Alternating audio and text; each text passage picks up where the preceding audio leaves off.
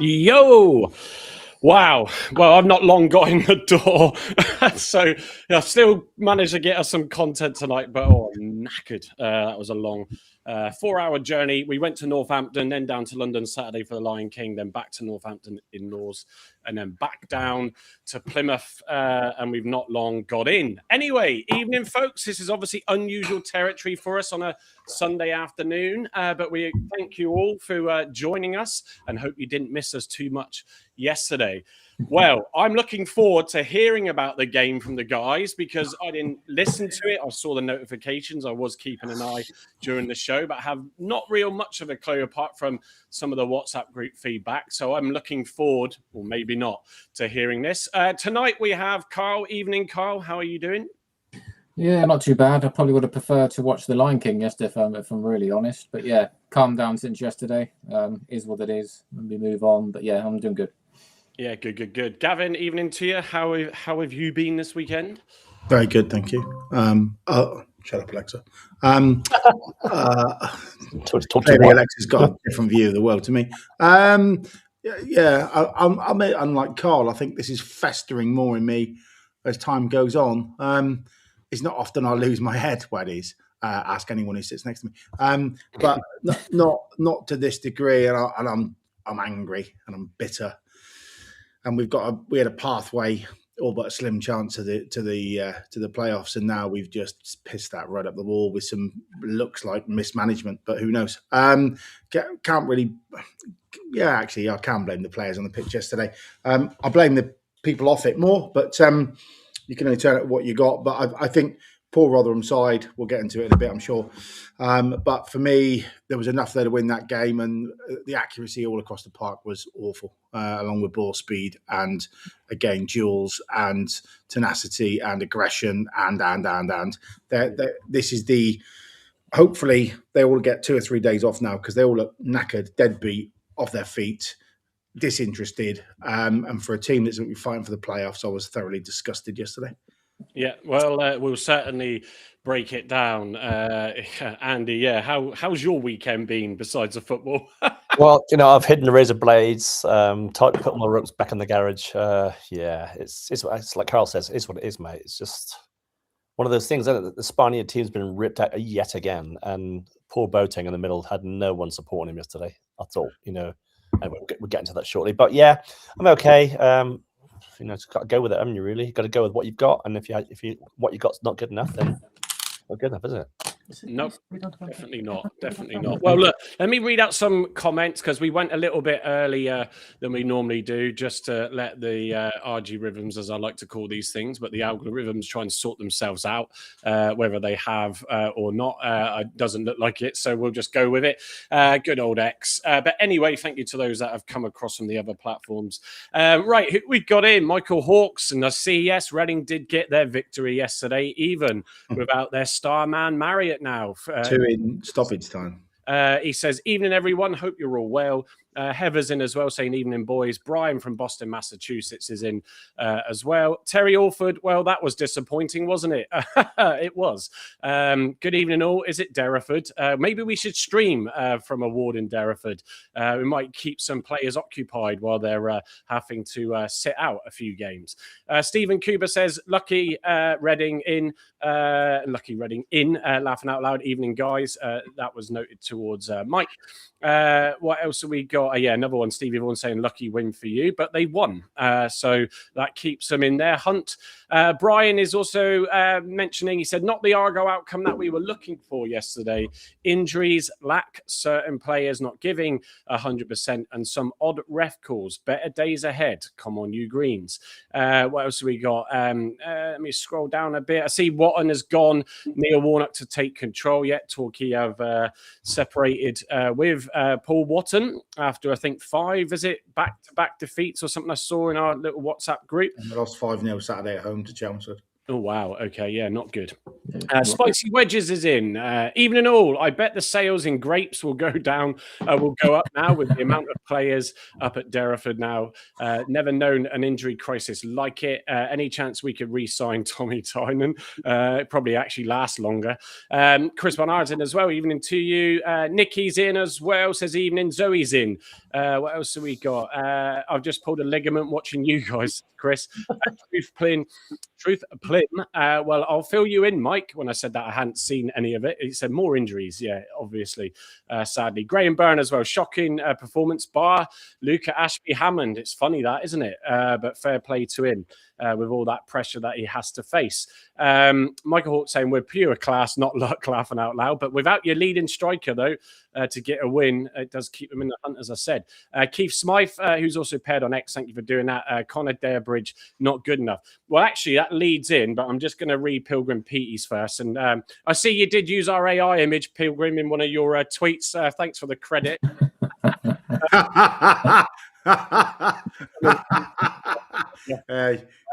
Come see, come sa, innit? Mon casa sin casa.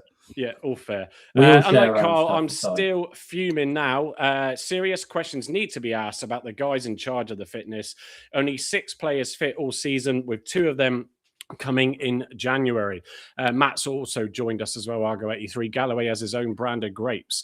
So let's sort of get into that. Obviously, there's no intro from me other than the fact that it does appear like we have an injury crisis, and it is concerning. The one thing I will add is that I think it's a little unfair. I don't really browse X too much. Obviously, I noticed a couple of things, but I don't tend to go deep into it. But Connor Durbridge, who's obviously been sort of a word attack, but pinpointed as the blame. It's not just him that deals with stuff in there. And I think without understanding, and I can see why it's an obvious target to go for, but surely to God, we've been trying to understand what this situation is. And I think it's a little bit fair to pin it on someone when none of us really understand what's going on. And I think if the club knew that, then they would have dealt with that. But Mike, hang on a minute, right? But we're not talking about just this season, either, are we, Gav? No.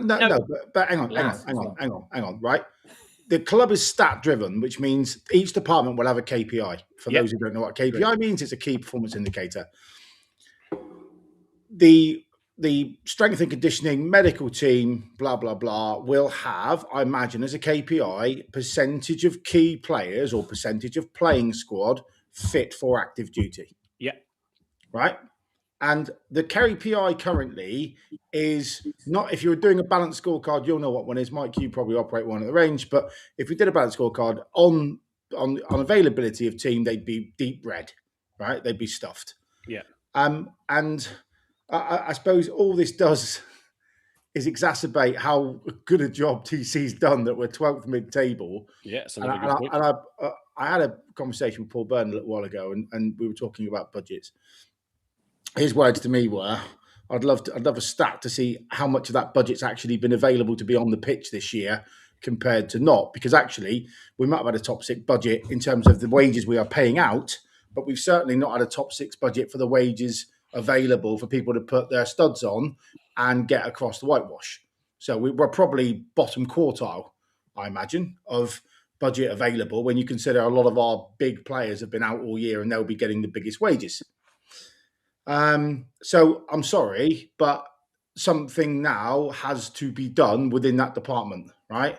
We cannot, and I don't know what contracts these guys are on, but for me, I would be performance managing those individuals right now. They'd be on a PIP, a performance improvement plan, and I would be showing them the door imminently if there was no rational justification of why we are where we are, because that is their job, right? Yeah. So on just quickly on that. So I'm not defending that overall, but the one person in a department that isn't just one person. Whole team, Mike. It's the whole team. Correct.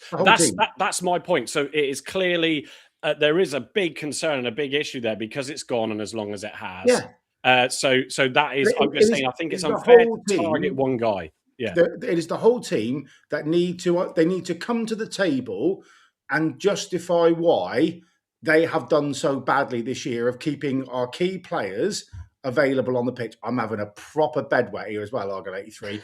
My mattress is piss wet through. The wife's not happy at all. And this is my first time all year I'm angry with this football club, right?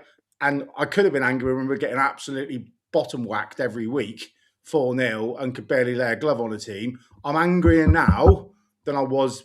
I've never been actually angry about us getting beat up, especially when the team you put out. And if you look at that in retrospect now, by God, we've got a very, very, very average squad left. And I was trying to put a team together, which I don't know if I sent to the group, I think I did yesterday, of what's available for next Saturday that could be fit and healthy. And it's borderline ridiculous. To be honest, we haven't even got to Thursday's press conference yet when we could potentially find out there's more players out. So honestly, I'm waiting for Jeremy Beadle to come back from the grave with his gammy little hands and say, gotcha. Hi, everyone. It is absolutely ridiculous. And if I was TC, I would just be windmilling to the back of that coach where that S&T seemed fit, and I'd be punching their lights out. I'm so outraged. How can we get this so fucking wrong? Gavin, do you think that there's a little bit of, don't we use a lot of younger people that have come through Marjons or studying? No. Nothing to do with that? No, look, we didn't have one, did we, for a while? When Rooney was trying to organise his team, when we basically brought in, anti-Mildred to make the tea and whatever else. That's when we were using Marjons to fill a hole. I get that. Yeah. But we've got a very expensive back of office team now, right? That are all should be at least holding their own in this division about what they're doing. And if we had the team available, and I don't know what the stats are from 1 to 20, whatever we are. One to the bottom of the league. However, 24 in it. But if we finished in our league position now of players available against playing time, key players, we'd be in the top 6, in my opinion. Because we know when we've got a team that's available to play football, under Tom's plan, we destroy teams like we destroyed Cardiff last week. How can a football club sit and look at itself to go from duffing up a good championship side who just happens to be playing in League One this year in Cardiff and walloping them 5-2, and it could have been 7-2, as we discussed last Saturday night, to going to the Millers, which is one of the most awful football teams in this league, and barely lay a glove on them. And then when we did have chances, we left our shooting boots back in PL2. I just find it completely unacceptable. But I think all the chaos around the team of selection, not selection, was in at 2:30, out again. It's showing on the pitch because it was the most frenetic game of football. I'm going to get off my soapbox a minute. It was the most frenetic game of football and the most chaotic game of football I've seen us play this year. It was like we were playing in the last 10 minutes, one down, for 90 minutes, right? And that can only come from the team having a really calm setup and then having, he's out, he's playing with an injury, he's out. And all of a sudden, that calmness has gone and everybody's frantic, and that's what's been carried out onto the pitch, and we are just awful yesterday. Yeah, so I knew this was going to come about because Carl, before the game, put out the tweet with just saying it's unacceptable what's going on, and rightly so.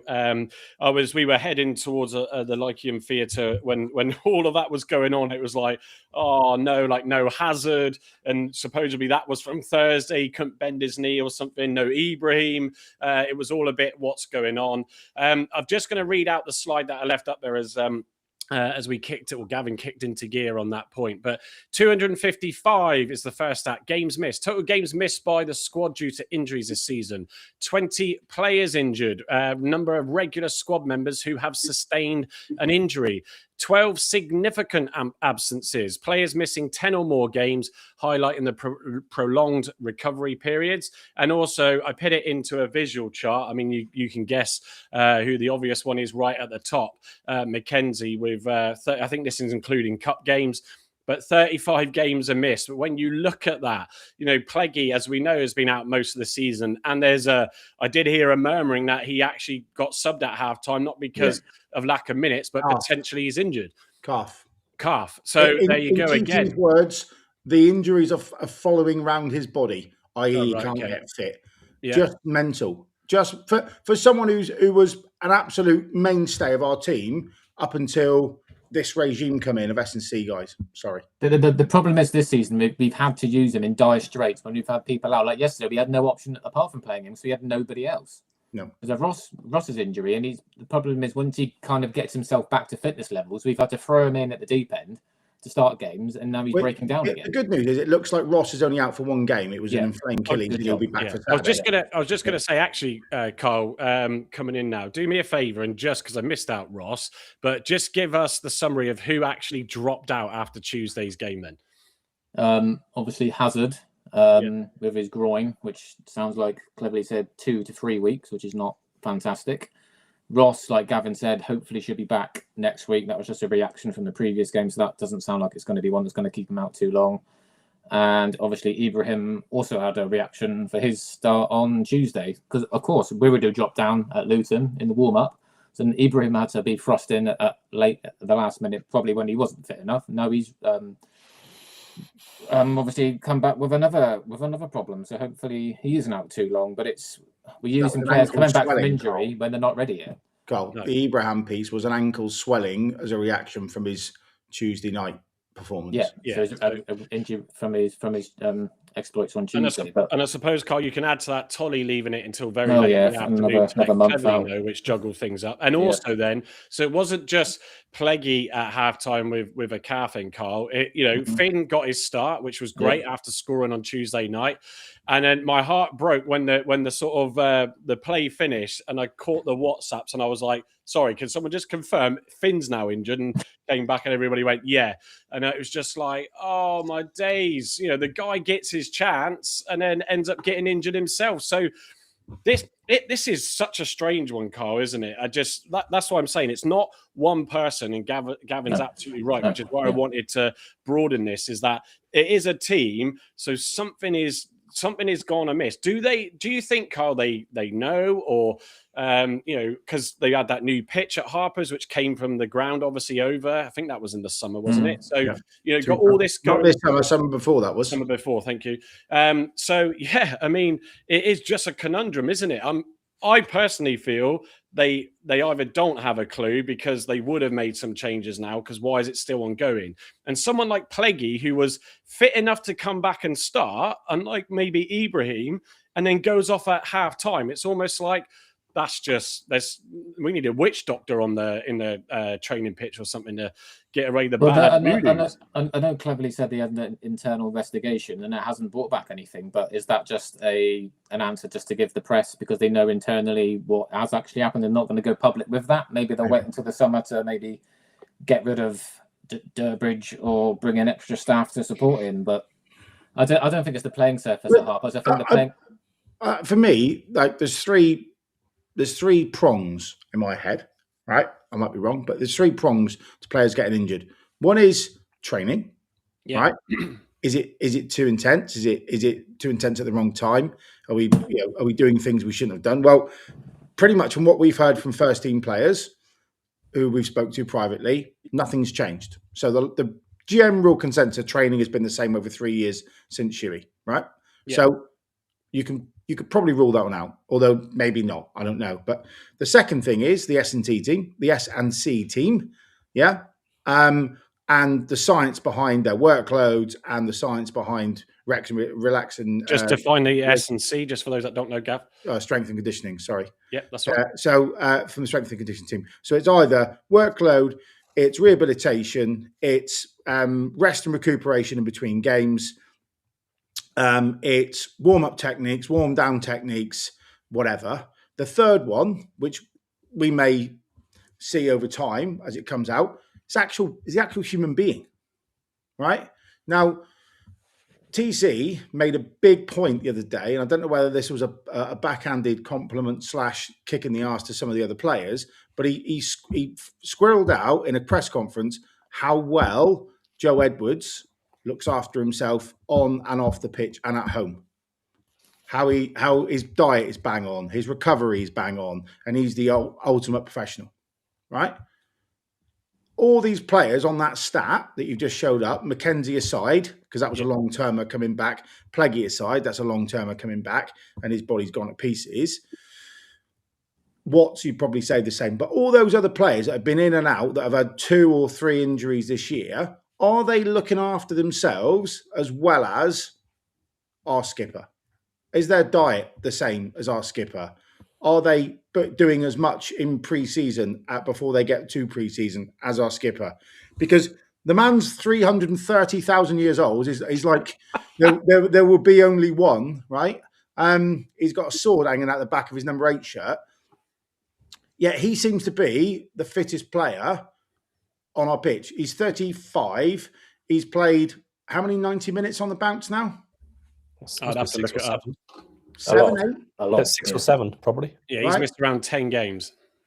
And he's missed that with another hamstring injury. I think it was a soft tissue issue anyway, right? Which for someone of that age, you'd say that's fair. Miss 8-10 games in a season, but he's going to play 30 odd games plus, and he's going to play a lot of games on the bounce, on the spin. Now, I'm not saying he was, the absolute epiphany of a centre midfield position at the weekend, and even his press conference afterwards, he said, "I did my best." But he's no centre midfielder anymore. That's why he started playing wing back and fullback. But he obviously is the ultimate professional. Otherwise, he wouldn't have elongated his career to now, right? Some of these young kids who are in their early 20s, are they looking after themselves to have their piece of the trifecta, to get them as fit as possible, to make sure they're looking after their body as best they can in between each game? I don't know. Yeah, I think that's the only other thing. Yeah, it's just the amount of, Andy, I'll come in to give you a chance to give your thoughts on this as well. But it's, I'm not moving us to the game just yet because, it is what it is. And equally, it wasn't pretty. So we will come to it. But this is obviously the key focus, really, of the situation at the moment. But I'd see Pilgrim Pete, he noted, Andy, and good memory because so much goes on. I don't remember everything like that. But when Music came in, he brought his own guy in. Someone tell us, the name. Lattimore, wasn't it? Sorry? Eddie Lattimore, wasn't it? Eddie Lattimore, yeah. Yes, Eddie Lattimore, thank you. And we didn't have any injuries there. So, but you've got to say, where it's been going on for this long, there's clearly, if you carry on doing what you've always done in training, you always get what you've always got. You potentially then that is injuries for us. So you have to deal with something that says, well, what can we change? And I'm not saying because we don't know they've not done that, but it is a scratch your head, isn't it? If they really don't know what's causing it, Andy. Yeah, it's got to be balanced out with the SNC, isn't it? Because you can't tell me that those players aren't athletes, and when they are athletes, aren't they? For goodness' sake, they play football for a living. So who's at fault here? Is cleverly pushing them too hard? Is the SNC not sort of good enough? I mean, it speaks. I mean, it sounds like sabotage, doesn't it? The guys from Exeter, who came down from Exeter, and that's probably way off the mark. But yeah, it's just annoying because you've just had the whole spine of your team ripped apart again. Your Tollies up front, your Wiradus and your midfielders, Kane, and then your centre backs. Your Plegers-Whalers now out, and Ross has been out. So, and then Hazard again. So, what's going on? I don't know what's going on there. I wish I did know what was going on, and I wish we could get it back to what it was like under Shuey, and that was with Elliot Turner, wasn't it? Who was yeah. I think there's Andy. I think there's another, sort of. Gavin partly alluded to this, but when you look at, like you just mentioned, Kane, he lasted 3 games, I think the stat was, before going off injured. Obviously, Rules lasted a little bit longer, but not much longer. Yeah. You've got, and obviously Harding, Touchwood, I don't want to jinx anybody now, but he's obviously come in recently from Thingy as well, from another club. So you would think that you would say, well, guys, I noticed you're getting us to do all this. I never used to do this where I was, and I never, saw any injuries myself. I know Rules is getting on, and Kane's not a spring chicken, but yeah, you would think that you would just use the knowledge. Even Derek Adams. I said this on Saturday. Where those that will still believe, just obviously jokes, but that he's running everything. But you would think that he would. He's there supposedly every training session, and surely then would go, wow, hang on a minute, this is why we're going wrong, Andy. So if he doesn't know, there's that experience there, and players coming in that you surely would, if there was something obvious, it would be obvious. Yeah, you can add to that. Gav just mentioned Joe Edwards. He's played sort of 7 games on the spin for us, and he's keeping himself fit. So if he's doing it and he can see what's going on in training, then surely he's got a little bit of clout as the skipper to say something about it and to question it. I think you're working the guys too hard, or I think that conditioning is not going well here. Andy, I think if Joe Edwards could see patterns of players being overworked, I think TC's really open-minded and would sit down with the senior team and say, okay, right, well, let's lay it back a bit, especially with the injury crisis we've had. Yeah. And B, I think he would be the first person to speak up with both the coaching team and Derek in a meeting to say, guys, we've got to change this, that, and the other. So I don't believe for a second that's the case, because if the senior players knew what was going on and could fix it, they'd have spoke by now, in my opinion. So then you've got to look at the conditioning coaches, this team of people who are allegedly sort of conditioning our players. And if they're not doing their job properly, then you got to show them the doors. You said correct and safe, Gav. It has to be that. There's no other logical reason. No explanation, is there? It's not just 3 or 4 players that we've signed that are injury prone. It's literally 95% of the squad that's been out. And it's so disruptive this season as well. The whole team, virtually the whole team, but barring sort of Ashby Hammond, has been injured. Yeah, I think this is why I wanted to, because it is frustrating. I mean, my heart sank, when I saw those players that were out. I was pleased, obviously, Finn was getting a start because, as cleverly said, he deserved that chance after, putting the effort in and scoring 4 in that 6-2 win for the youth team as well, and then getting the goal on Tuesday night.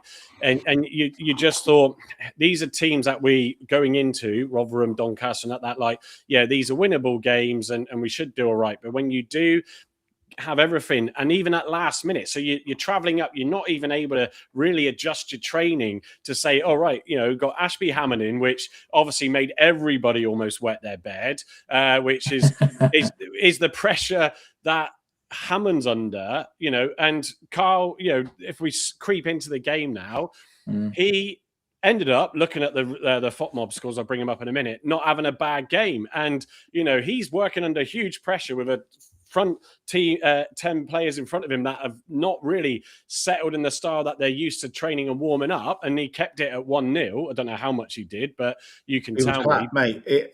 Honestly, the goal he's on his heels a bit, but it's because it's going over to you, Gav. Sorry, but he was class. Carl can go. He was class on Saturday. If anyone has a go at him, they can fuck off. Just ease us into the game. The frustration's clear. Yeah, I wasn't too disappointed in the lineup. Obviously, we all had a shiver down our spines when we saw Ashby Hammond was in. I wasn't too concerned about Cleggy. I thought he could have done a job, but obviously we didn't know what was going to come by half time. But yeah, I thought Ashby Hammond actually put in a really, really decent shift. And if it wasn't for him, it probably could have been 2 or 3 goals for Rotherham. There was one double save he made, which was absolutely brilliant. Got his hand to a shot which went off the crossbar and got down to do the rebound. For his distribution was a bit up and down, not his usual self of his distribution.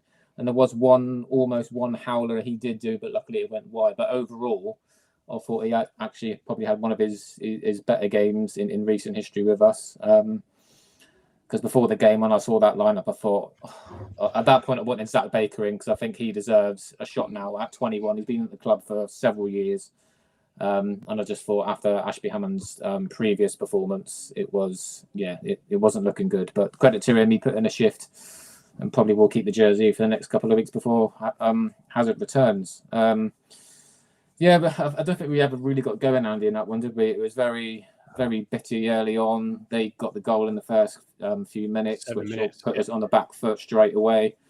Again, we looked a lot like Luton, really. We lacked intensity. We didn't want to close down quickly like that's our game plan, isn't it? Get in your faces, close down, intensity. We didn't really see none of that. I thought Watts was trying to do some of that, which then left kind of Peppel isolated, who again had another decent performance. He did what he was able to do with the service he got. And in the second half, it wasn't an offside, was it? Because it came off the Rotherham defender. He was pulled down. Should have been a penalty. And it should have been a penalty. How they didn't see that, I'll never know. So I think down to the referee probably cost us. I think we did enough to get a point in the game. I didn't think we deserved to lose. That was a header as well, Carl. Honking decision, wasn't it? honking decision on Papel. But yeah, when you played 4 games out of 5 away from home, I think it was a mixture of everything. The injuries, we looked knackered.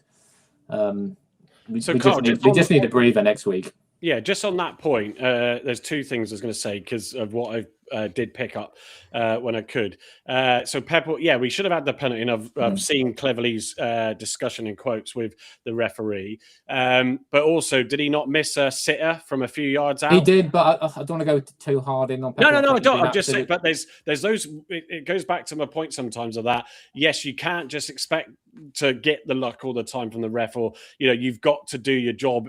Of course, yeah, we should have done better. We should have done, even with the team we put out, we should have done better. But I think we looked miles off it. We looked too tired. I think it's a mixture of players coming back from injury when they're not fit enough, players out of position. Edwards in centre midfield. Obviously, he had to play there because we had nobody else. I don't think he did. He did well enough. He gave his heart to the shirt, gave 100%. But that's not his position. I don't think Harding's a left back or a right back. I think he's more suited as a centre back. So just my a mixture of everything, wasn't it? Yeah, my second point was then going to be chasing that Virtu Cup, and keeping a strong squad out when we know we're picking up injuries left, right, and centre. In hindsight, as it always is now, we probably should have just. It's always hindsight when you lose the next game, isn't it? I thought you got the team spot on Tuesday because for me, why not push for a trophy and get back to Wembley and try and get over the 4-0 loss we had up at Wembley against Bolton. The problem we had, guys, is that we went hell for leather against Cardiff and smashed them off the park, and then we played Tuesday night. Had to travel to Tuesday night, and then lose a game up there in Luton.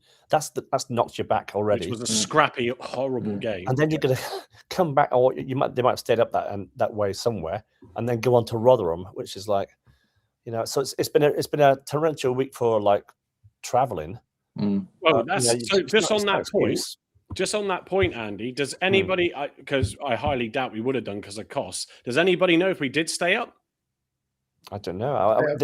No, we did at Luton. I'm not sure we did at Rotherham. No, because imagine if you're coming back to Plymouth and then you're driving back to Rotherham again, it's a lot of journey. I'd imagine they'd gone up the night before. I'd imagine. So. Yeah, they possibly, but this. So the reason I'm asking those questions is you're at home park for the press conferences. It's additional travel, additional sitting on the coach, where you are as an Argyle player, sadly having to deal with that journey all the time, which doesn't help your body either, does it? So they couldn't have gone up Friday morning. They would have gone up Friday morning. They've flown from Exeter up north somewhere, and then got picked up by the coach up north. But I don't know. Yeah, but I'm just trying to sort of pick on all the little details, as in what what could be. I think it was just like I said, a mixture of everything: injuries, tiredness, square pegs and round holes, and it just didn't work. Just didn't work on Saturday. You think of the 97 minutes we had against Cardiff, or 90 plus minutes we had against Cardiff, and how intense that was. What a game it was. We all said it was probably the best game we've seen at home park. And then you're going away to Luton on Tuesday. No disrespect to Luton, but it's a journey soon after an intense game with not much time to sort of wind down, if you like. Are we making excuses? Are these people athletes? I don't think Schumacher's squad had problems with travelling up and down the country with 101 points. No, they went to barely the same places and played the same amount of games. Yeah, but we had Elliot Turner then for so that's what I'm saying. You can't just say, oh, they're there. It's because we spent a few hours on a coach. No. Because Schumacher's side got 101 points. Yeah, it's not. So these are not excuses. I'm trying to just eliminate every factor to say, because if we don't have a good strength and conditioning setup as we did with Elliot and the team there under Shuey, and then suddenly everything then becomes a little bit more. Oh, hang on a minute, creeps into the fold. Before I come to you, Gavin, for a bit more on the game itself, I'm just going to read out a few more comments as they come flying in. Keith Smythe saying earlier, all comes back to strength and conditioning department. If Hallett Adams and Clev know what's best. They'll get rid. And I'm sure, as Gavin said, they are under pressure. It's either that or our stats have clearly got a formula error. But when you can blatantly see something like that, you don't need an intelligence dashboard to tell you something's not right. What we got? Steve Harley News says, remember, lads, TC said Dale would be fit for Saturday. There's hope. Ironic comment, obviously. Ethan Prosser, evening. He says, I hope you're all good. We're all good, if not a little bit tired and frustrated. Andy, Ruby and me says, still at least England are in the T20 semi-finals. Although Argyle ruined my weekend, just disappointed. We seem to be either dog or fantastic. Evening, Sophie, who sat next to me. How can that be? Also, Steve Harley News saying Tegan Finn holding his hammy in the first half. Why was he left on? It could be just another one of those, like, these are just what we're trying to play through. But hopefully, fingers crossed for the young lad that he hasn't done more damage than necessary. Stephen Cooper saying players do need to take Edwards' tips. He's a green and plays 100% every game. What else have we got here? Pilgrim Pete saying it's funny how injuries started to clear up when music brought in. I said that earlier, picked up on that comment. Just scroll back down. Joe Edwards is such a pro, says Matt Argo 83. They should look up to him and do the same. He's class. Ben then joined us. Ben Collins, evening to you, Ben. What else have we got as a scroll down? Laura Camille, all the way from Canada, says evening or afternoon, whatever time it is there, Laura. Could it be what's being done in the gym with weights and equipment, over training, too many reps combined with diet and rest? I read somewhere they had a new set of equipment. There's one thing I'll add to this, but I do want to get into the game now, and that is sports science. If you've got the setup, can be very, very incredible indeed, as technology just moves on all the time. But someone told me this last time we were in the championship, so it was a long time ago. A guy who was a sports masseuse and got called in to assist with Birmingham, because Birmingham at that time were getting lots of injuries. If you remember, they were in the championship then with us. I remember going to that game. And they were trying to use all sorts of like tools to sort of massage the muscle area or whatever, condition it. And he said the one thing that you then miss is the feel as a masseuse of knowing, you know, what is then exactly going on with that muscle. A machine can only tell you so much. Now, I don't know if we are and have that sort of equipment. I'd like to think we probably are more hands-on with our budget, but it's things like that sort of make me think, well, you know, how do we deal with stuff in that situation? It's just another point. Andy Price in there, mate. Get Andy Price. Yeah, so yeah, well, we're going to come to that after these comments. Keith Smythe also saying Rooney had same issues. Cleverly is too. Miron Music and SS didn't have this. Stephen Schumacher. The problem is the constant, and that's the local inexperienced lads who have been gifted the job on the cheap. Truth Plim saying it's the stamina as well. How many have we scored in the last 10 minutes of games? Hardly any. And obviously we are pressing very aggressively as well in games these days. VW Coco, evening to you. Injuries ain't a new thing. We had injuries before, but that's what we're highlighting since the Elliott leaving and Schumacher. They've seemed to have gotten worse. Alex saying hi to us all earlier. Evening to you, Alex. Let me scroll down for some more. Shankland just saying, can we have a moment to laugh at Celtic and Rangers? I did notice that Rangers were 2-0 up until the last 91st minute, and Celtic getting an equaliser. That'll please Dave, who works with me. So at least he'll be happy tomorrow rather than grumpy. Evening, Dave. What else have we got in here? Let me just scroll down a few more. Baz in the cloud says, have to say, Luke Ashby Hammond's save was immense, nearly fell off my chair. And SM10 says, a lot of games and a lot of travel has caught up with them. I think we need a break. Well, we'll get that this week. Colonel Ian's 85 says, evening all, I see Neil Warnock is now Torquay manager. Wonder if we can loan play. Has he actually, they appointed him, I suppose. He's only interim. Yeah, fair enough. Yeah, because he wouldn't want to do that full time, would he? Pilgrim Peter said Watts was very lucky he didn't get a straight red yesterday for swinging at Gore. I did see something noted in the WhatsApp group on that, and he still might get it if the EFL look at the incident. Well, hopefully they didn't look too much at Wiradu's stamp on the Cardiff player in that last game at home. So anyway, they can ban him all they like now. Yeah, fingers crossed. What else have we got? Right, there's a few more in there, but I'm going to. Oh, there's a new one I've just seen. Rotherham United FC, Tiny, excuse me. Thank you for coming in. I personally didn't think you lot were too awful yesterday. Just lack quality up top. But when you're missing big players, it's going to be difficult. We had that this year as well. And look, I mean, Gav, they got a massive 3 points, didn't they, for them to try and keep themselves in that hunt.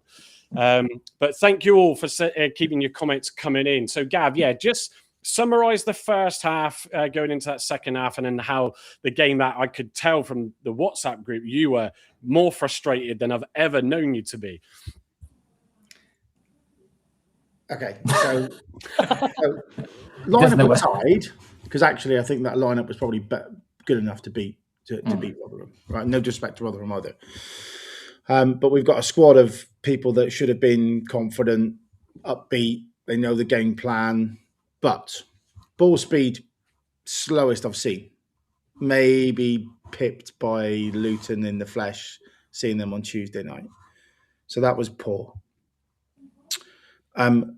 Players in positions are, I don't know what they try and achieve. I know he's 6'3", but having Curtis playing up front with Peppel is one of the worst ideas of the season. Okay. The minute we flicked him back out wide and we played what's up top, we suddenly started getting some dangerous crosses in the box. Now, we couldn't score with a bankrupt Lady of Ill Repute, so it was irrespective of whether we can, put those away. But the quality of crosses down the channels was much, much, much, much better with Curtis out wide. Okay, and it also meant that we can go diags and he can head on and someone can overlap and all that good stuff, which we've seen all year, or since Curtis has come into the side. So midfield was unfortunately non-existent. Boateng was MIA actually, for 95% of the game. He got 7.1. Okay, whatever. And nice to see that Fotmob are accurate as ever, and they've put. I was going to say that just fed up front with Peppel. Yeah, nonsense. So unfortunately, what could have been highlights were low lights. Tegan looked off the pace. He looked weak in the tackle. He looked like he was playing an under-18s playing in the first team, which was unfortunate. On Tuesday night, it was completely different. Although Gabby did try. He did get a couple of shots. No, I'm not saying they went over the bar. But that's probably more than Amici would have done. But actually, I think Amici was one of our highlights, to be honest. So I'm going to counteract that and anti-sponsor that straight away.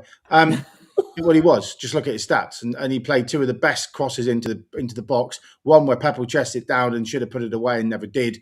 That was an excellent piece of work. Are you referring? Sorry, Gav, to interrupt. Are you referring to him coming on the second half or the Tuesday night game? No, I'm on about him coming on second half. Right. I got that impression from Cleverly's post match. I think Finn he cuts in off the right hand side memorably. At the back post, there's Curtis and Peppel, both unmarked, or certainly got towards the back stick, and he tries a spectacular top corner and it goes in the row H or whatever it was, maybe T, I don't know.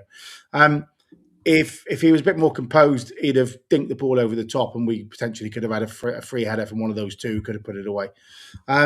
So he didn't have his best game of football, but it looked like he was carrying something far, far earlier. And I suppose that's down to the player and the physio team again to have honest conversations to say, I ain't at my best, right? I need to come off. And then eventually he tried an action and it obviously went completely, and then he was dragged off, which was unfortunate. Did he walk? Did he walk off with a really? He bad walked off, but he was definitely feeling it. He was feeling it most of the first half, to be honest. But I suppose a conversation's got to be had with the player to say, "Are you okay?" Which I'm sure was done. And if he says yes, then you kind of leave him on, because otherwise you're reducing your opportunities for subs later on down the line. So ball speed non-existent. I thought the back four did okay, apart from the goal, which was soft. Again, take me through the goal. I don't have the goal highlights, which you'd probably be pleased about, but take me through what happened with the goal. So I'm trying. I've erased it from my memory now for a very good feeling. But last night before I went to bed, I had it imprinted on tattooed on the front of my brain. Carl, can you remember the goal? Because I'm struggling at this point. I am also struggling. If Andy remembers. It was a shot from the edge of the box, from the left-hand side. Went through a whole load of bodies, got deflected into the net. That's right. Got deflected. So there was it shouldn't have actually been a free kick, right? So it's from a free kick. So Mitchell ushers his forward out to the touchline. The ball goes over and out of play. Mitchell then touches him. He falls over and does 5 roll-arounds. And then the contact that was made 1.5 yards off the pitch is given as a free kick inside the playing area. But we are talking about Trevor Kettle's sperm here. So he was about as useful as a chocolate fireguard all afternoon. Just as useless as his dad. Sorry? Just as useless as his dad. He was horrific. He had no control of the game. He gave, was it 11 yellow cards? It was never an 11 yellow card game. Wanted to be centre of attentions like his dad always used to be. I'll go ref watch later because that's a whole topic in itself. So anyway, long story short, there's a free kick which shouldn't have been awarded. Ball comes across, nodded out. Player gets on the edge of the box, shoots. Not the greatest of shots in the world. And one of their players basically does a little flick of his ankle and it changes direction, goes in the corner. I think Ashby Hammond, although I thought he had a very good game, was probably slightly flat-footed, but probably because of the change and angle of the ball. It's gone one way and going the other. He doesn't get there. It nestles in the bottom corner, right? I did look when it appeared because my phone was vibrating like the clappers because of just comments. And when I appeared it and I went, as soon as I saw it said 1-0, I turned it away and went, please don't let me find out that that's a Hammond howler. So no, it wasn't a Hammond howler. It wasn't. It would have a 6'5" at full stretch Hazard got to the bottom corner possibly, but it wasn't and he's kept us in the game, to be fair to him. So I'm not going to hold that against him. We had 3 or 4 good chances to put this game away. So that was the goal. It was weak. We didn't mark at the edge of the box as the ball came out, and we should have done. We didn't close down quick enough, and I think all that's to do with we're frenetic because we don't know whether we're coming or going and who's on the pitch and who's not and what plan we're playing to because we've had so many injuries in a short space of time, and B, everyone's knackered. If that shot's not deflected, right? I said it earlier on. If that shot's not deflected, Hammond saves that. Yeah, it's going in the middle of the goal, and then it just flicks into the bottom corner. It just flicks off to the right, doesn't it? So just after that, Andy, did their heads drop again after that goal went in, or no? No, it didn't at all. I mean, I thought we were the better side for most of the second half, and there's a chance that Pepple had where clearly the Rotherham player has tapped the ball and it's gone back towards the goal, right? And then I've seen that one. This is one for the pen, right? He gets in front of the defender and goes down. A referee gives a free kick to Rotherham, right, for offside. On the second occasion, Watts has got a header, a cross has come across, and Watts has headed the ball into the net from an onside position and is given offside. Oh, I didn't know we actually had a disallowed goal, right? Okay. Yeah, disallowed goal. Watts disallowed goal. It was a good header as well. Put it in the corner. Me and Cole just jumped up. We went nuts. Sorry, so on ref watch again, this is what I'm going to get this one off my chest because I said it's my brother at the time. Yeah, I mean, Zach's clearly got you at boiling point, Gav. So this is it, right? The referee makes on the bin Pepple offside makes an absolute howler, stinker, right? He must know it's a mistake because it's been pointed out to him by 4 or 5 Argyle players. He's gone to the linesman, he's had a chat. When the players are saying, ref, you've got this wrong, right? Instead of going, I've got it wrong, but I've made my decision, he then books 2 Argyle players, I think, for an Argyle player and a manager, actually, being factual, for telling him he's made a mistake. Yeah. I mean, the line, you could forgive so I have seen that clip, but you could forgive the linesman for not knowing if it was deflected or flicked on in error or passed back by the defender. But the ref looked like he was in a better position to see that. Yeah. So it's frustrating. And I feel sorry for TC. I really do, because he's lost his shit again and he's been booked again. I can't blame him for that. And he runs over. Kettle Jr. runs over like a smarmy little twat, right, and goes, fuck you, because I know my fault. And I'm just like, oh, you pathetic little milk monitor. Fucking go and throw your own milk bar in. You're about 4 years old. You're not gonna rename, because obviously you use Alexa to turn your kettle on. You're not gonna start calling it Zach, are you? Alexa, put Zach on for us, please. Anytime soon. He was atrocious, but then again, so was many others. I don't think he was any worse than any of the others we've had. We've had just as bad. Yeah, it's still that Abigail Martin is still the best ref that we've seen in that Port Vale game by a long way. Yeah. So I'm just going to read out. Go on, Andy. Yeah, he just missed a lot of stuff, and it was key stuff against Argyle again in the penalty decision that could have been, and the disallowed goal. I mean, that's just two. You know, there's lots of free kicks against us that we thought were just very futile, didn't we? Carl? You know, they were soft as anything, and he's given free kicks and booked one or two players. And come on, he just didn't let the game flow, did he? And every challenge was a yellow card. It's just, for God's sake, not every challenge is a yellow card these days. Just let the game go on. Rotherham were quite physical, and they deserved to win in the end. You know, they had more chances than us. But, you got to do the job really. If you're a referee or a linesman, you could sort of make out for sort of human error in any game, right? And that's why VAR is taken over in the Prem. You can sort of make it for like human error, and go back to that and just think, I made a mistake there, and then just like we happened at Home Park earlier on, that the goal was the penalty was overturned, wasn't it? There was a penalty decision. It was overturned by the linesman. And they gave a pen. So human error, but. It's difficult, Andy, because I don't know how you can't. The cost of trying to operate VAR is debatable then in these leagues, and not every league has good cameras in good position. So you might potentially see an offside from a camera that's on the halfway line at a distance, but you wouldn't get the close up one. So where do you balance it out? Obviously, Sky and Premiership have cameras every bloody where. So it's Mike, you've got 4 officials there. What are they doing? but so like I said, that lino, sort of could have just thought, oh, that ball's, because was it Mitchell? I think I heard had knocked it on. So Pepple, someone said, I don't know if it was Petey actually, in one of his tweets I did catch, but Pepple was onside when Mitchell did touch it, and then obviously the defender's gone to move it. So the linesman could be looking at going, is he on or is he off, and then giving it, thinking that that wasn't that case. I'd like to see the linesman and the fourth official have more authority or say on things. If they genuinely think the referee's got it wrong, speak up and say so. I think a lot of the time they just go along with the referee, don't they? Yeah, assuming that they both felt he did get it. If the linesman's put his flag up, he thinks it's off. If the fourth official can't see it from the halfway line, because in the nicest way, again, the only thing the fourth official could have asked the ref to think about is, did he, and he did say it to Cleverly, he felt it wasn't a deliberate back pass. And so they've obviously discussed it at the end of the game and gone, look, mate, you made a mistake. It was a pass back, but it wasn't so obvious. You could probably get away with just saying you thought he had just accidentally deflected it on. So,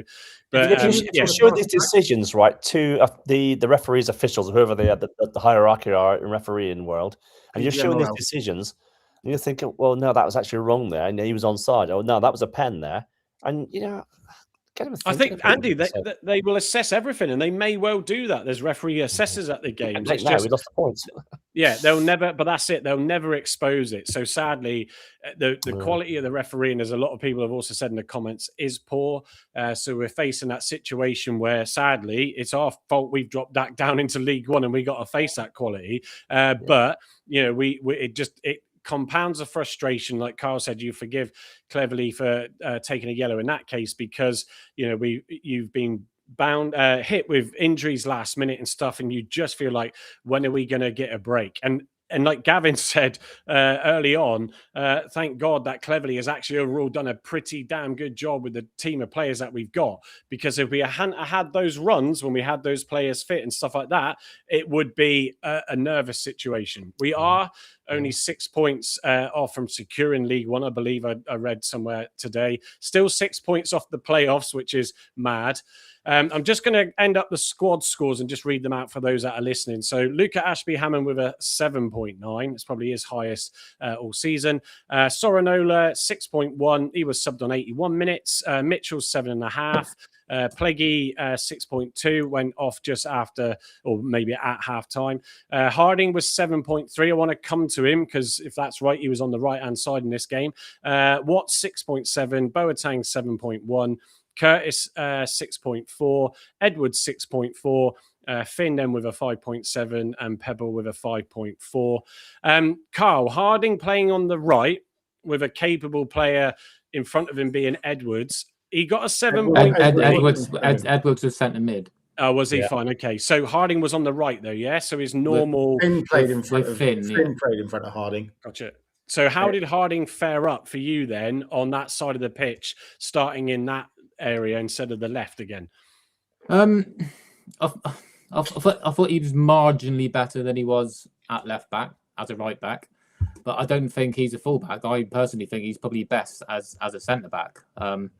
But we didn't have the option again well, we could have gone with Harding and Mitchell at centre back, I suppose, with Edwards back in his natural position. We could have done that yesterday. Maybe that might have been a better way to go than using Pelleggi, not throwing him in and now injuring him again. Maybe that's a thing for the team to look at, because maybe that was the wrong decision to bring Pelleggi straight back in. Actually, you could have played Harding in there.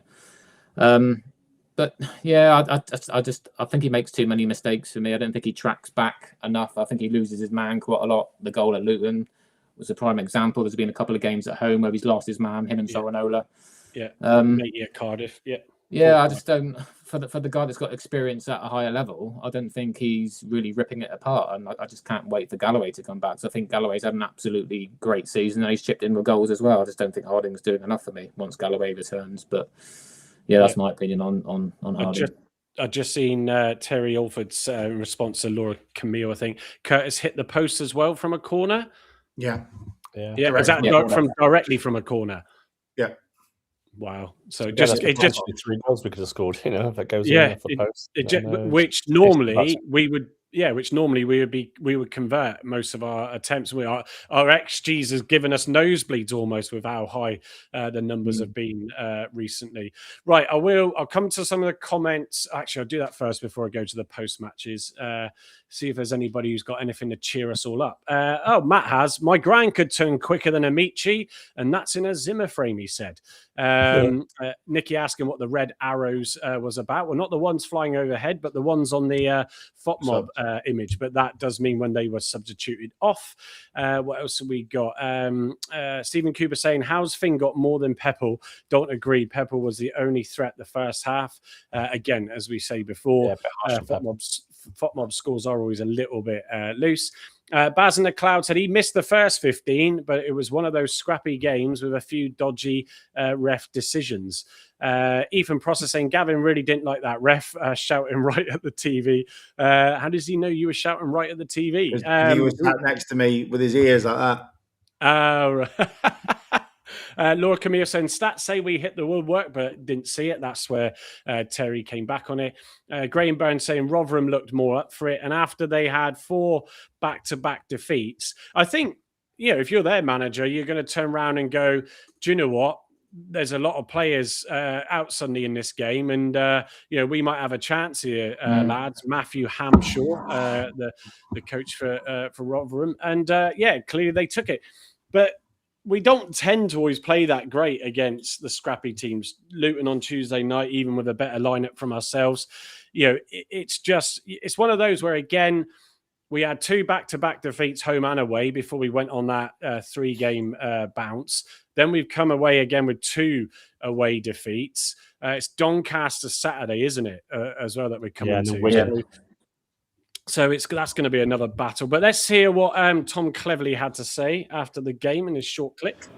Gaffer, is the overriding emotion frustration after this afternoon? Disappointment. I don't think I can be angry. The group of players that are as thin as a squad of players gets, they're giving everything to every last minute. And today we just looked like a team who is probably 10-20% down on energy and the same in terms of quality. So when you come away and you have 19 shots at their goal, we've got the quality in our group to turn one or two of those into goals, and today it just wasn't there. Yeah, there are days when you go 1-0 down and struggle to create things. It wasn't that we didn't have those chances, it was probably, as you say, that final moment of quality that was just maybe slightly lacking. Yeah, we've got so many goals in our team, and with Zav coming in and the creativity, and Pato coming on and the creativity, so I felt like we showed good personality to go and get the equaliser. leaving ourselves a little bit open in the process. But that's the kind of team we are. That's probably why we've not had too many draws this season, is because we take a lot of risk. But today, we're disappointed because every time we seem to get on the verge of being really part of that playoff conversation. We just can't take that final hurdle. Yeah, and let's go to Edwards, who looks so dejected. 100% spot on in that. 100% spot on. Yeah, it was. Oh, there we go. Here's Edwards' clip. Joe, a frustrating day here at Rotherham. We've not had many of them on the road just lately. It probably hurts a little bit more because of that sometimes. Yeah, I think so. I think we've been so good away from home recently. Like I said, we've come here with confidence and believe we go again. It just didn't seem to happen today. We probably lacked that last little bit of quality that we needed. We just need a little bit extra. I think we're just a little bit flat at times. It's been a tough week going to Luton and wanting to get as far as we could in the Vertu and falling there and now losing today. But I guess it's important that we don't let a week like this define the rest of the season. There's still 12 games to go. We need to sort of get together again and attack the end of the season, really. Yeah, and we've done that really well. I think when we've had setbacks this year, we've come again, and like I said, we've shown what we're about, really. Because like I said, we have had a few this year, and we've had some recently which we're really disappointed with. But like I said, there's still plenty to play for. There's still 12 games and 12 huge games, which like I said, we'll be fighting for everything we can. And this is a disappointing day, but it's not going to define our season, hopefully. Joe, no, he looks. Well, actually, when I first recorded it, I thought he looked a little bit more dejected, but he just seems like Joe, really, just a little bit focused on got to move on and get on with it. But Carl, you said Cleverley was spot on with his post. Yeah, just in everything what he said. You can't really add more to that, but yeah, it's just like I said at the very start. I think it's just like you said, we're lacking a lot of quality in the squad at the minute because they're out injured. I think again the travelling, the amount of away games. I think it was just a mixture of everything. Yes, we had 19 shots. We could have done better with those 19 shots. And on another day, we could have maybe forced an equaliser, but I don't think the referee helped in our task to do that. Missing the offside, I think, probably cost us some points yesterday. And yeah, I think you can sense he's glad to have a 3 week and there's no game on Tuesday, when hopefully we can get some bodies back. A lot of the players need a good few days rest, and hopefully we can tackle Doncaster with a bit more intensity and a bit more desire to win the game, because it was just so disappointing with Stockport and Huddersfield both losing. It's sod's law that we would also fall at the same hurdle and not claw back, because if we won yesterday and within 3 points of the top 6 going into the Doncaster game, that would have been absolutely huge. But yeah, we'll see what happens on Saturday. I'm not sure who Huddersfield and Stockport have, but it's another big game. I think if we struggle again and they pull 7-9 points ahead, then it's going to be a big ask. Yeah, I'm just going to have a quick look for you, actually. Oh, Huddersfield. Come on, computer. Huddersfield. Is it Rotherham, actually? Have they played Rotherham? They got Rotherham. Yeah, Rotherham's derby, isn't it? And who else you say, Carl? Stockport.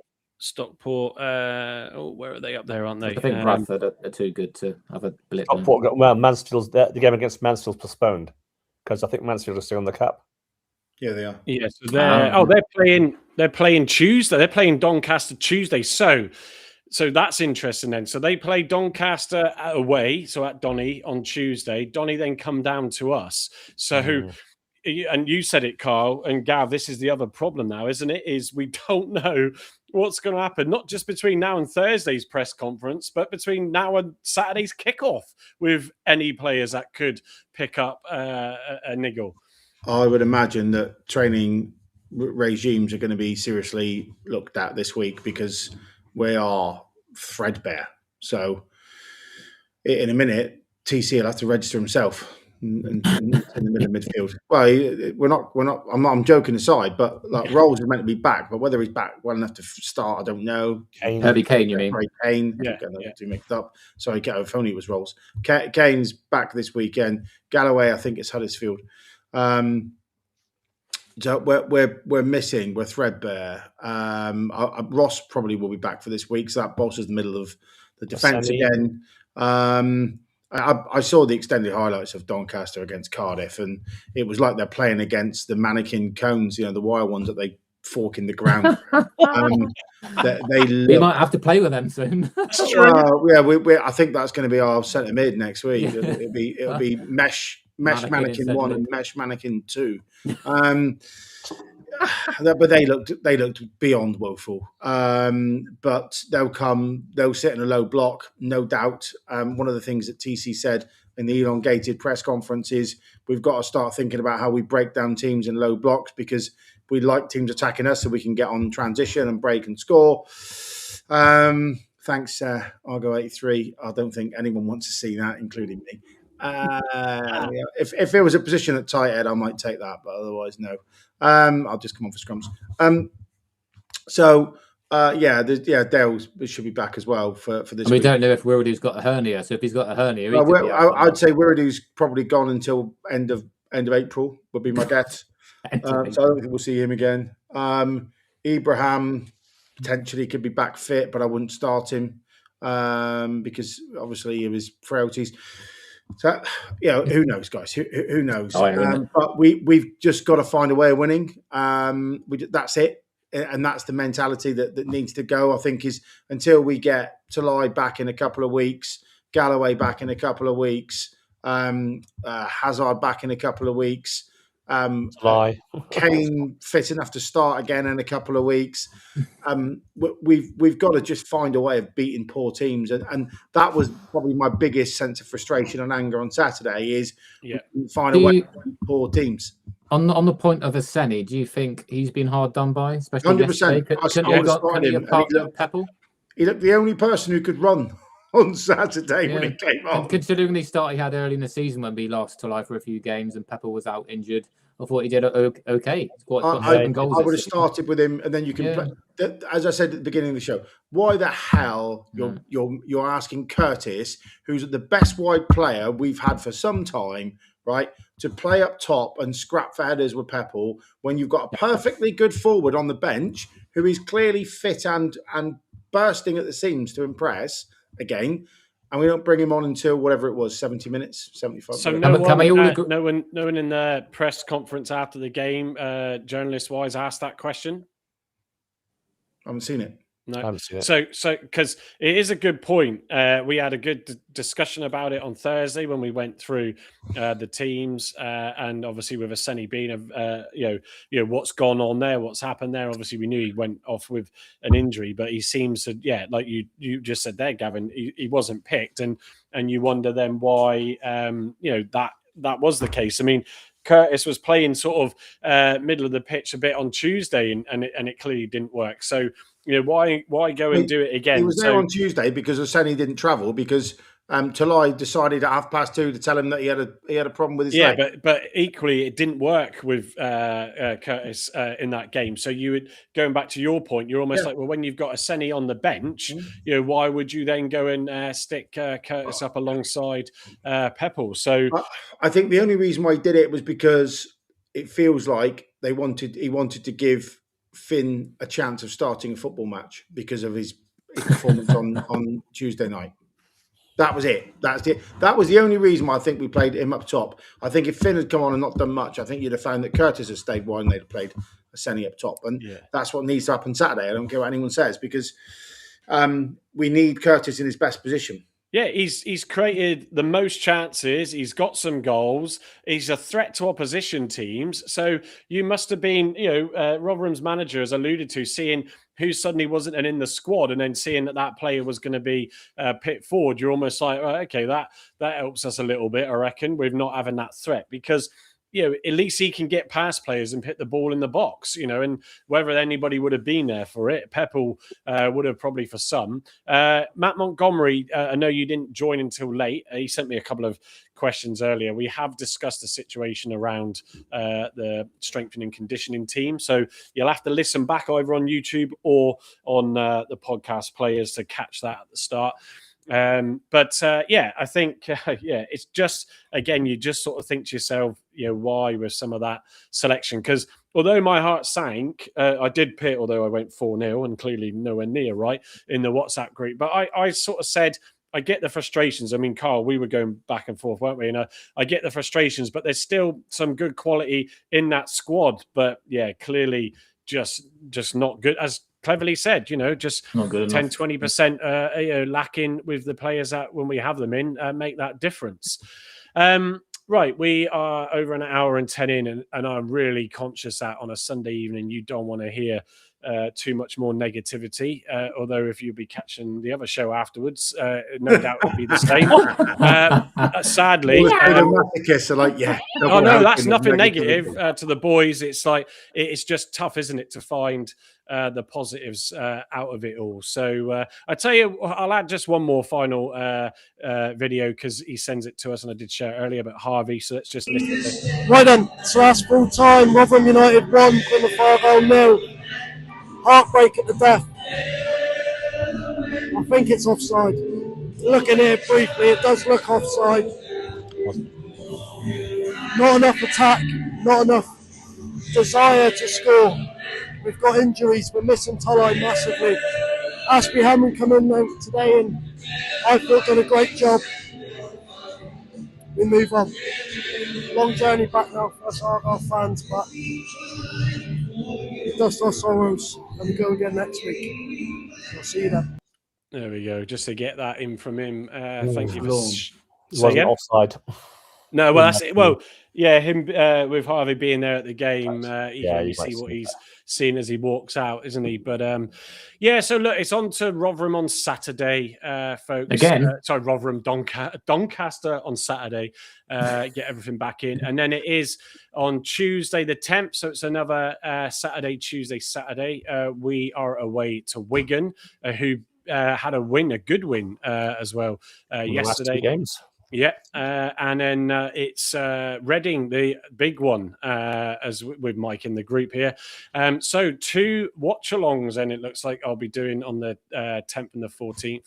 But yeah, look, it's not over yet. It doesn't make it easy, and I kept saying in previous shows, we don't know who else we're going to lose the way things are going when you suddenly do have that run of form. And like cleverly said, just when you think you're getting back into it, then it all goes Pete Tong again. Final thoughts from you, Carl? Yeah, well, I just hope we hear some positivity on Thursday from Tom and the presser regarding some key players, because I think, again, it's going to be another a mismatch again on Saturday. Edwards in its centre mid and Harding out of position. I hope he's learned from the Curtis trial, because that didn't work at all. I hope he goes with Pepper and Aseni up front. I think that's our best combo we can go with at the moment. Stick Curtis back out in his natural position out wide. Hoping Wiradou's going to be fit, but again, it doesn't sound too promising, does it? Hopefully Ross is back at centre back with Mitchell. I think it's the perfect opportunity on Saturday to start Mackenzie. I think he's deserved a start. He does look fit now. He's come off the bench and looked quite strong, gets his foot in, looks physical, looks quick. Yeah, he needs to play. He's been back weeks now training. He's had games off the bench. He needs to start. He's our player. Harding isn't. He's on loan.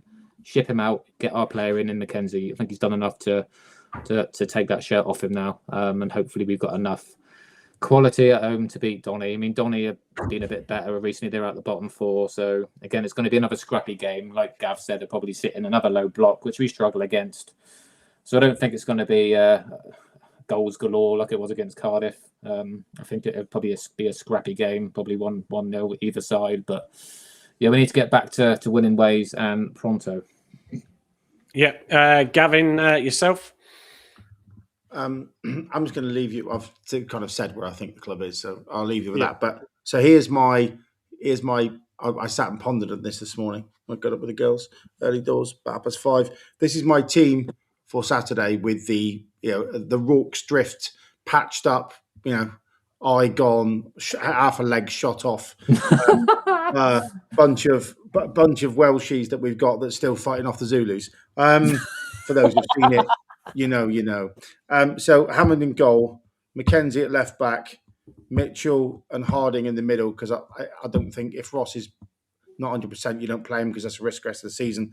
Edwards at right back for the marathon man who's on his 97th game in a week, 130. I've then gone Saranola left midfield, Curtis right midfield, Boateng, and then I've got Kane / Benarous. Anyone remember him? He's on the bench on Saturday, wasn't he? Yeah, I know. Was he? But, Oh, okay. like, I'm not being rude, but the guy can put his foot on the ball. He can tackle. He's small, but so is Joe Edwards. I'd have played him. So Kane or Benarouz with Boateng, and then Peppel and Senny up top. That's the team I think can beat Doncaster. But you need your best threats in the right places. But doesn't it just show where we are? Pato's around. He looked lively when he came on. But the bench is going to be. Well, Heyman was there on Saturday when he was 17-year-old centre half. Oh wow, was he? Yeah, he was on the bench. So if Wurudu is out for longer, is there a possibility we could recall Roberts? Because again, it's probably a perfect opportunity for him to get game time now. I don't think we can now because he's signed for the rest of the season. So don't forget, you have got the youth, even if that might still be a difficulty. If you have to, you've got the youth to dive into. So who else have we got in the youth that could step up? Well, Campbell came in and made one substitute appearance. Is he a centre mid? I don't know. He was a bit soupy, to be fair, wasn't he, when he came on? Yeah, but hey, other than cleverly putting his boots back on, but being an injury-prone player, maybe he's a jinx. Yeah. So, but no, thanks for that, Gav. Andy, any final thoughts from yourself? Yeah, just sharing the frustration of Gav's frustration. It's just one of those, isn't it? You just got to put it to bed now and hope we've got the players and coming back in on Saturday. Yeah, it's hard. It's when I've been an Argyle fan, and it's a roller coaster. 1 minute you're up, next minute you're down. It's like you just got to keep on going on, and hope the boys can do it. And just let's not forget, I should say, that we beat them 5-1 up at Bellevue. So cleverly, we'll know that how they play and how they play for the back. So it'll counteract that. I'm sure we will.